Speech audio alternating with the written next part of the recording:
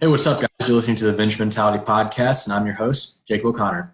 Today, joining us, we have a man recognized by Forbes, Entrepreneurship Magazine, and other publications. This man is a highly sought-after marketing consultant and the founder of Gravel to Castle, Ken Conklin. What's up, Ken? How you doing, brother? I'm doing well. I'm glad you can join me today. I'm very happy to be here. So I'm very excited to share some awesome advice and hopefully inspire some awesome people right now. Oh, you definitely will. And to start things off, I was hoping you can kind of give us just 45 seconds of context, like, your backstory a little bit. 100%. So my name is Ken Conklin. I'm currently age 22. I run a marketing consulting firm called Gravel to Castle Accelerator. We basically help 6 to 7 figure business owners turn their hustle into a well-oiled marketing machine. So at the moment, my company and I have been featured on Forbes. Yahoo Magazine just recently named me one of the top 20 entrepreneurs to look out for in 2020. I've worked with a client worth $100 million, and I speak at all these different events and conferences throughout the United States. But my journey started back when I was 18. I went to an all-guys private high school, and I was the one kid that didn't want to go to college, right? All these kids I went to high school with, not everyone, but a majority of those kids were definitely very well off in terms of their families made a lot of money, so they didn't have to worry about paying for their own college. And I was the one kid that was like, you know what? I not only don't have enough money to really go to college, I didn't want to go into massive debt because currently the college student loan debt in the United States is $1.6 trillion. And I knew that I didn't want to be part of that. So 2 days before I was supposed to originally go to the University of Arizona in Tucson, I actually withdrew. And it was the best thing that ever happened to me because that was me taking the first jump in my life. And that jump was what most of the people I grew up with looked at as, oh, like, what are you doing, dude? Like, you're not going to go to college. And like a lot of people thought I was, the kid that wasn't going to go anywhere in life. And that was that loser because, oh, this kid's not going to college. But I knew within my own heart that I had a path and a destiny that I was supposed to take. And I took that jump. And so I moved out to California, started taking photos, built up a small little freelance business, kind of just taking photos here and there for just a couple bucks. But a student property company ended up noticing my work, and they actually wanted to hire me just part-time for some, photos and just Instagram stuff. But they ended up actually hiring me full-time as a marketing director, and they gave me all these different properties all throughout Ala Vista in Santa Barbara, California. And I actually had my own office, and I had a full-time corporate job at the age of 19, just from moving out there, taking photos, and developing a skill set that they needed. That's awesome. And I think one of the things you talked about was taking the jump. And I think that a lot of people hear this kind of phrase, taking the jump, getting outside of your comfort zone. I was hoping to break that down a little bit because obviously, I'm sure you were very scared when you took that jump, when you took that leap of faith. So what was kind of going through your head at that time? Well, that was definitely the first jump I've taken. I've taken a much bigger jump that I'll share in just a second. But at that time, I had been broken up so I had a girlfriend who I think everyone, when they have their first love, if that person breaks up with them, they're not the one doing the heartbreaking. It's pretty heart crushing. And for me, I was just at a very low point. My stepmother actually convinced my dad to kick me out of the house. And so at that time of being 18, I was just sleeping on the floor of my grandparents' loft, working at a Subway, not in college, and just really upset with not only where I was at in life, but myself. I just felt like I had some bigger purpose. And I knew it wasn't just going to college, getting a job like that. I knew that wasn't my path, but no one had ever introduced me to this sort of mentality. I kind of just came across a couple different people online that were sharing some motivational advice and started to get me thinking. But I just felt like, hey, in my heart, this is like the universe telling me, hey, you're not supposed to do this path. They didn't tell me what path to do yet, but I just knew I was making the right choice by not making the wrong choice. And I think so many people have that mistake that they make where they know, hey, I know this isn't my path, but hey, I'm just going to go do it. But all of a sudden they end up wasting 4 or 5 years, all this money. And it's not just the time because, you can't get time back, but you can always start something at any moment, right? However, you get older and you don't have that momentum built. And I'm very fortunate that I had this momentum built from age 18. I think most people listening to this, whether they're 45, and I know Gary Vee always talks about, you're not too old. I mean, yes, you can be any age and start something, but listen, when you're young, you have momentum. People want to give you opportunities and give you not, just give you opportunities, take a chance on you when you're young, because you have heart, and there's something that's powerful about a young person with ambition. It's different. I'd rather take a jump and like give an opportunity to a 17-year-old that's like hungry and I know wants it, than some 45-year-old who already has a bunch of experience, but they don't bring the same energy. If that makes sense. I definitely agree. And I interviewed D. Murphy a couple months ago. And one of the things that he said was that whenever you're young and you start something, a lot of people are going to follow you because you have this sense of arrogance. And that's what it really is. It's arrogance, that you're not willing to look at the odds of the things. You're not going to sit here and calculate all these risks. You're just going to go for it because you're young and you're hungry. Maybe it might not be the smartest move, but people get behind it because you're kind of fearless. You're kind of, that arrogance, that ignorance is bliss in that moment. And so 100%. I was reflecting on this. I think my last podcast I did a reflection of the last year when I started the podcast. And I've had 42 interviews. And just the fact that 42 people took a chance on me is exactly what you're saying, is like people are willing to take a chance on you. And so, as you said, people are willing to take a chance on you. They're willing to get behind someone like that. But when you're in such a low place like that, it's even hard to get yourself going. Like, you've just been kicked out of the house, you're working at Subway. How did you kind of restore that sense of hope? So I actually have a different perspective than most people when it comes to like tough love or whatnot. Like, I'm very hard on myself. I love myself. I treat myself good, but I know what I'm worth and I know my standards, and I hold myself to those standards. And so at the age of 18, I didn't know the things I know now for sure. So yeah, I definitely it's interesting. Once you get knocked down enough times and you learn a couple things, you figure out how things work, but you also realize, damn, shit's actually kind of hard. But I'm so glad I didn't know that stuff at 18, because I just went all out. And I'll share that second, like the big jump that really defined like who I am when I was at 19. But yeah, I think it's important for people to just literally know what it is that they want. And when they realize, okay, these people that maybe I'm afraid to let down, say it's maybe your parents, right? Those people will hopefully be around for a while. But for the people that are scared of, oh, what are my old friends going to think, or my colleagues, or people I went to high school with, I don't see most of those people ever. I've maybe seen like 10 of those people just from intentionally going back and reaching out just to catch up. And whenever, I get burnt out, I like to reconnect with some old faces. But for the most part, I've known what I wanted. And most people that are in the place where they're like, hey, I'm not too happy, or I'm at a low point. All right, good. You have nothing to lose then. That's just perfect with the quote that's like, rock bottom is the best place to start building a foundation. I think that just totally correlates with that. You have to destroy the old to make room for the new. And part of that is being able to lay that proper foundation. If you have a old beat down house and you want to go build a massive mansion there, you're not going to go to start building that mansion. You're going to tear down that house, rebuild the foundation, so then you can build that. And I like to call them castles. Castles as in, like, everyone always says, oh, build your empire, drive the castle.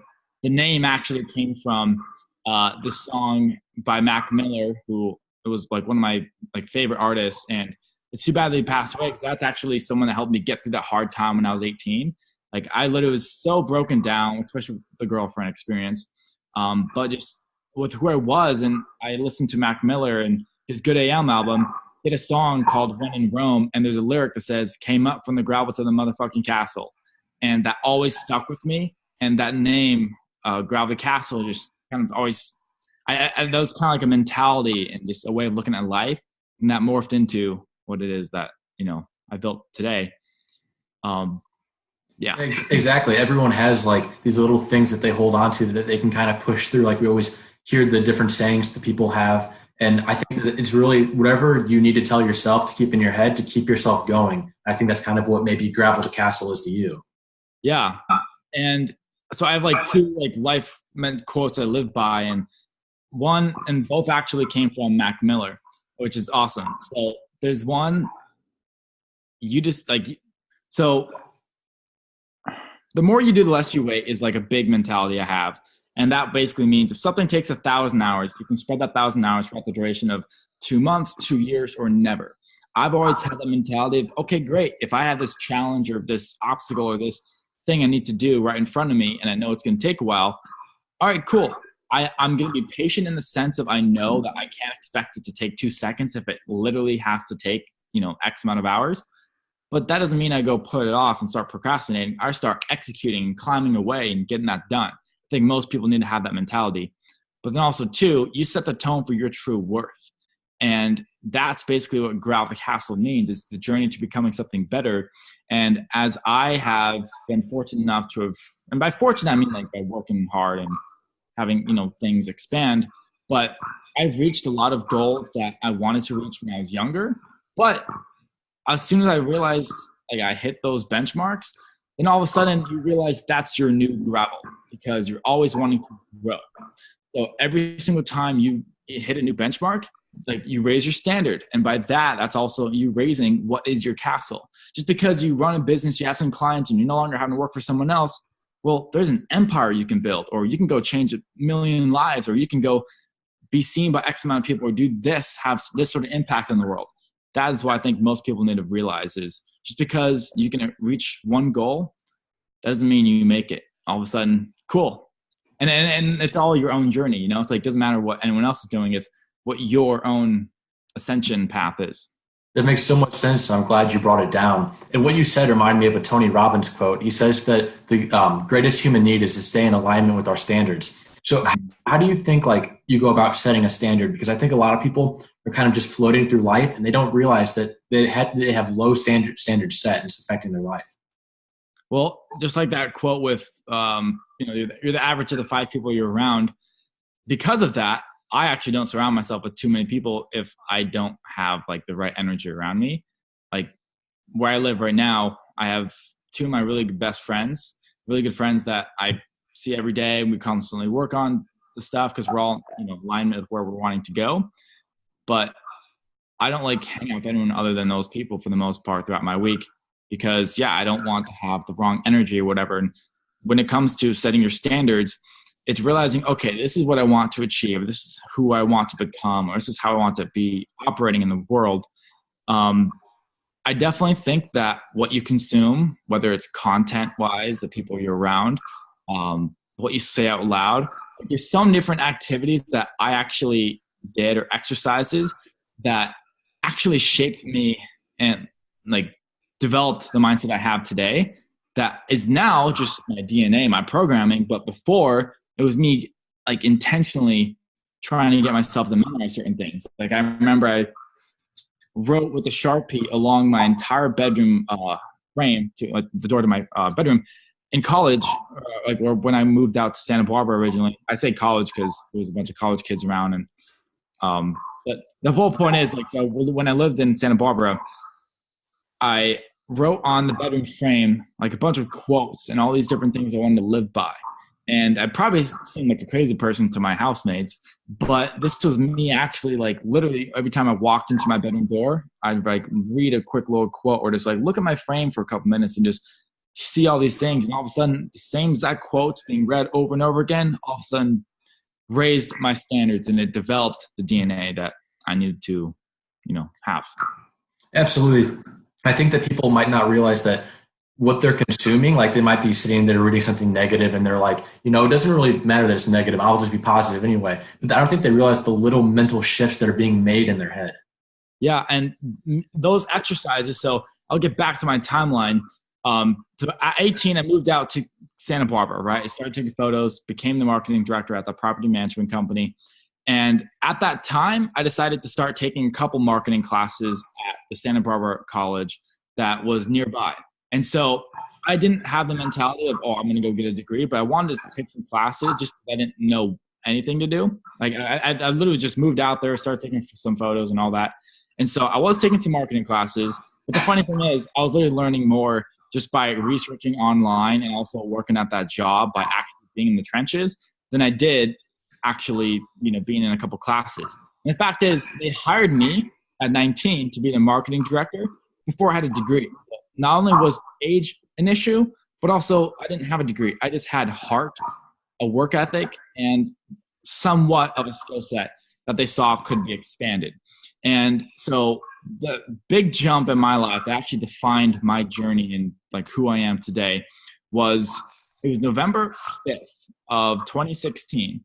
I was working at this, job, and I just felt like it was time for a jump in my life. And there was something inside me, and it's interesting. I believe that the universe, I don't understand it fully, so I can't like say, hey, this is how it works, right? But I truly believe that the universe speaks to those people that are wanting to do something, and the universe gives symbols or gives signs or some sort of message that all of a sudden when you realize it, you then know what's the right or wrong move to make. And most people choose the wrong move because it's comfortable, but it's the jumps, which are the right moves, that actually allow you to progress. And so something just told me, hey, Ken, go to Hawaii. I'd never been to Hawaii, didn't know a single person out there. I had 7 more months on my lease in Santa Barbara, paying $875 a month. And I had my full-time job. That was how I made money. But I knew I wanted to start a business.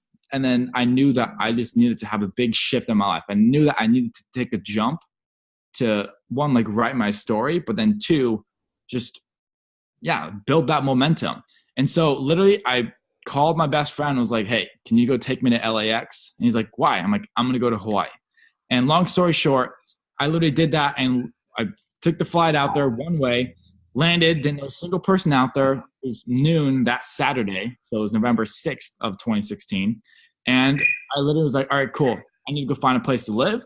I need to go email my company, tell them that I won't be there on Monday. I quit. And then I need to go figure how I'm going to pay the continuous month rent for that place. But then also, go find a new place to live and pay for that, and also figure out how I'm going to go make money. And so that's when I actually realized I had that skill set, the marketing, services that I was doing in-house for that company that I could actually offer to some people. And so I started putting out some information online about, hey, this is what I'm doing. I started documenting my journey on Instagram. But that was like the jump that, like, on paper would be ridiculous to make, right? I still had 7 more months on a lease. Why would I pay for 2 apartments, right? Or why would I quit a good job that I got at 19 that most people, are dying to get after they graduate from college, and all this different stuff? But that didn't matter. And what you said a couple minutes ago about like the arrogance and like not realizing like how tough certain things may be because you haven't been aware, or you're kind of naive. Like, that was definitely me. I was just like, oh, I'm going to go build my empire and all this stuff, which I'm so glad I did take that jump and not have the full awareness, because then maybe it would have discouraged me a little bit, but that didn't matter. That was me taking a jump, and I've brought that same energy to everything in my life so far after that. Oh man, that is absolutely crazy. I could not even imagine doing something like that. Here you are having done it. How'd you end up back in Santa Barbara then? So I was out in Hawaii for 4 months, and then I just got to a point where I realized, okay, I'm take the jump. I started documenting my journey, started building up a following online, and it was cool. But I'm like, all right, I actually need to go do something different and like start, building up momentum, because I was just in Hawaii, running around on my moped around the island so many times a day. And so then I'm like, all right, cool, I'm going to go back to California. And so I went to Santa Barbara for like just 2 months, just to, because I stayed for the last 2 months of my lease. And then I actually ended up moving to San Diego, California, where I met my first mentor, Christine McDaniel, who had started and sold more businesses than I can even think of. She's awesome. I actually haven't talked to her in quite a while, but she's killing it. And I definitely, I'm forever grateful for her kind of taking me under her wing, because not only was she a client of mine, she allowed me to, take over the social media and marketing for her company, Eco Chateau, which was the #1 wellness spa in San Diego, a luxury car rental company, and all this other stuff. But I ended up meeting all these different people, started going to all these different networking events. And then my year in San Diego was the year of what I call would be like your intern phase, where I was making money and I was building up my client base and learning more stuff about marketing and just getting an idea of kind of where I wanted to go. But I definitely was, taking on clients and doing a lot of work for sometimes not a lot of pay, or working with people that are really a pain in the ass and I did not want to work with, but I knew could teach me a lot of great things, and that, hey, suck it up now just so I can learn this stuff.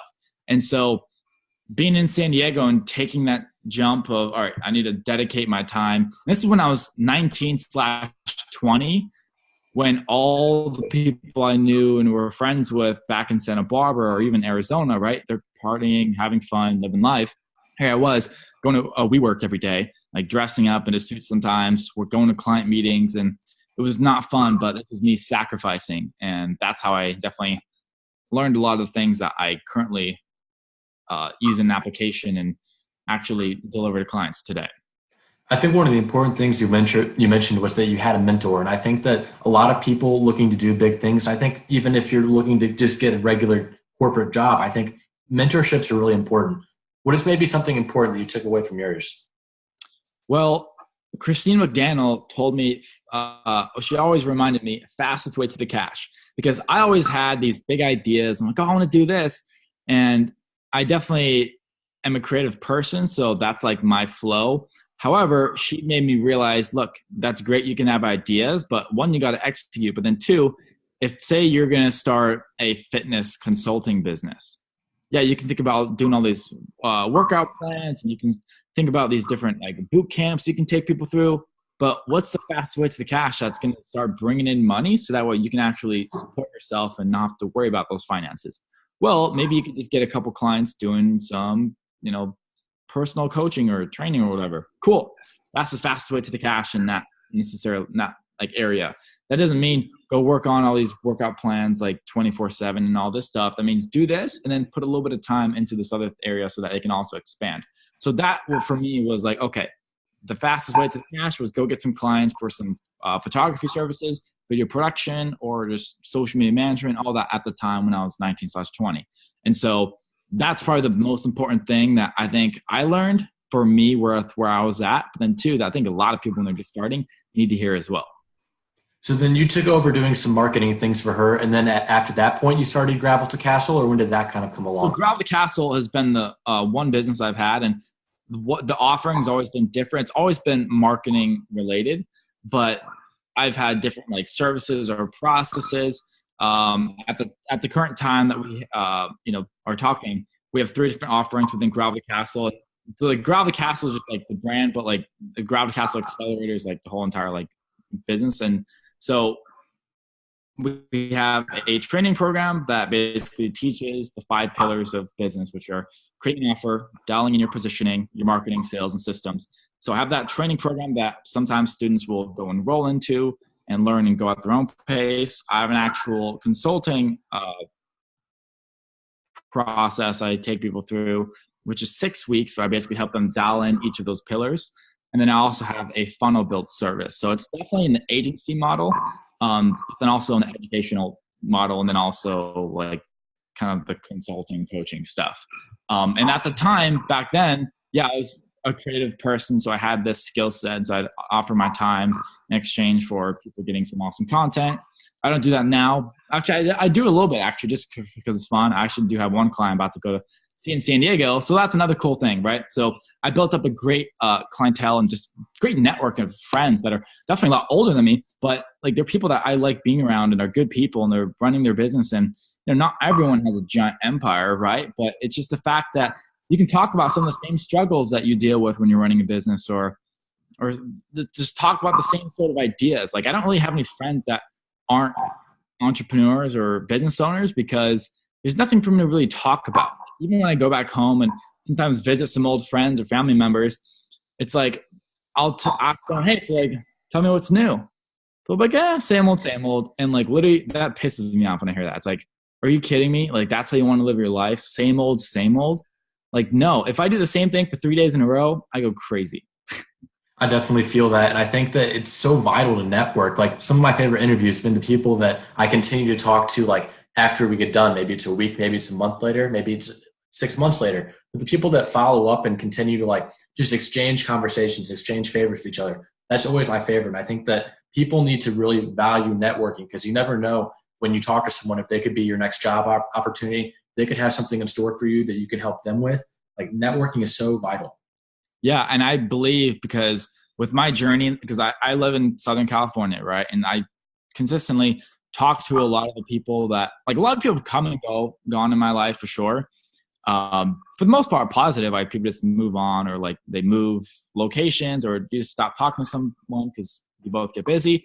But there's been a few people that have been actually like instrumental in my journey that have allowed me to get through certain hard times that really like personally, mentally, emotionally, or just like help me like realize certain things that I could finally like realize a thing that I need to be doing in my business or whatever it was. And it's important to, definitely develop those relationships, because at 19, I thought, oh, I needed to just like get away from the world because I didn't have those people around me that were like-minded, right? But fortunately enough, I found those people in San Diego, but then they were too old for me. Too old in the sense where like I was 20 and they're like 35 and up, right? So I'm like, okay, I need to find people that are my age. And it was definitely hard at that time, right? Like I said, it was a sacrifice because I definitely was kind of miserable at that time. But now that I'm 22, like I'm definitely pretty mature, and I like being around, older adults and whatnot for sure. But also have found, because of me sacrificing and getting to this certain point that I'm at, where now I have other like-minded people who have also taken similar jumps that I have in my life that are my age, and we're on the same path. So yeah, I think everyone starts off with, all right, I'm going to go this untraditional path that's completely away from everyone else. They have to be willing to get uncomfortable and sacrifice, because then they'll find the other lone wolf. So, because you're not just the only lone wolf in the world, right? Maybe from your current pack, you decide to, drift off, but then you'll find the other black people in the world. All of a sudden, you can build your little community of those people. Absolutely. I just love hearing you talk about that. It's definitely reassuring. I hope that everyone listening to this, you're not alone. There's more people like you out there. There's more like-minded individuals. And it's important to bring all of them together into your community. Where can anyone find you if they want to reach out or learn more about you? Yeah. So on Instagram, the Ken Conklin, that is where people can just stay up to date with what it is I'm doing. But on YouTube, for sure, just literally type in Ken Conklin, subscribe to my YouTube, and I'm going to be putting out a lot of like interesting content. So my current focus, I currently run Grab the Castle Accelerator, right? But my whole focus now is also educating the world on why college is not the path that I think people should take. I think if you're gonna be a lawyer or doctor, cool, like lawyer or engineer, but most people aren't going down that path. Most people, when they're young, just graduating high school and hearing that they need to go to college, one, I think it's because a lot of parents are selfish and they want to be able to say, oh yes, my kid went to this school. So it's definitely the parents wanting to be able to have that sense of like pride, which, is good. But at the same time, a lot of those kids, because of the current digital landscape and being able to actually build a career, like I don't have a degree. I just learned a skill set, and I learned that from application for sure, but also just watching stuff online. You learn stuff online, and you go apply it in the real world, and you can literally be at your laptop the whole time. And I believe that the days of it being a societal norm for people to just go to college for 4 years, get into debt, and then all of a sudden be like, all right, what do I want to do with my life? Those days are over. Because like I said, it's not just the money, it's also the time. And it's the time of when you're young, you have this opportunity to build momentum, and it's easier. When you're older, it's a little harder because you have baggage. You've experienced a lot of hardship in your life. You've gotten knocked down. Everyone gets knocked down. And most of the people I talk to that I went to high school with, they're all like, yeah, dude, I literally know what I'm doing with my life. And I knew that would happen.